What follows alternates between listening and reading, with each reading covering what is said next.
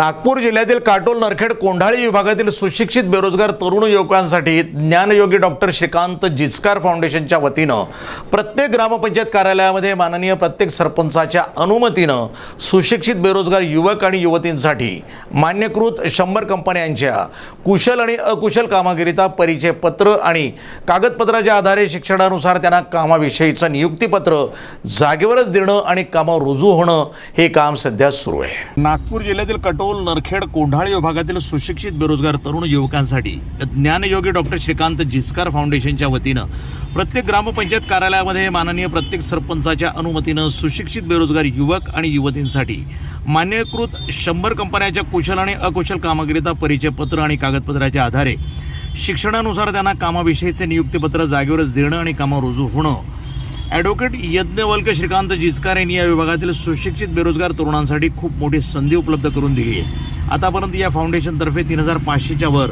सुशिक्षित बेरोजगार तरुणांच्या हाताला काम मिळाले आहे। विभागातील नगर परिषद ग्रामपंचायत स्तरावर जिचकार फाउंडेशनतर्फे सुशिक्षित बेरोजगारांसाठी रोजगार मेळावे हे सुरू आहेत।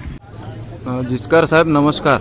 नमस्कार। आपलं जे फाउंडेशन आहे बेरोजगारांसाठी तुम्ही हे जे परिश्रम घेत आहे तर याबद्दल थोडी माहिती होईल।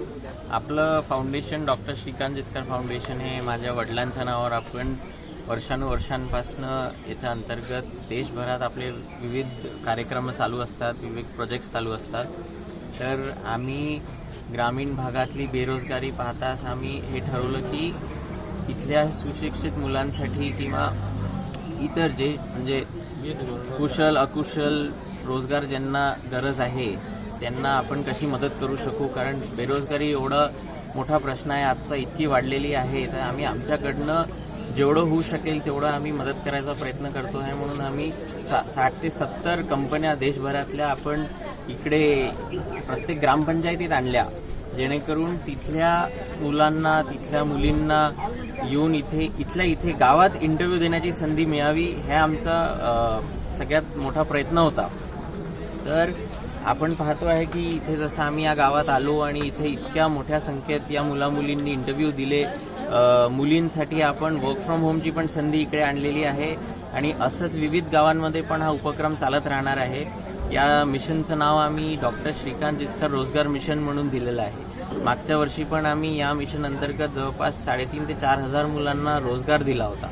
तोच आमचा प्रयत्न अजूनही निरंतर चालू आहे की कसं मुलांना आपण मदत करू शकू। आणि आम्हाला फार आनंद होतो आहे की इथे पाहून जिथे इतके मुलं-मुली आले आणि त्यांना काही मुला-मुलींना इथे रोजगार मिळाला आहे, तर आम्हाला हे पाहून फार आनंद होतो। प्रतिनिधी सहदेव वैद्य, नरखेड, जिल्हा नागपूर, NTV न्यूज मराठी।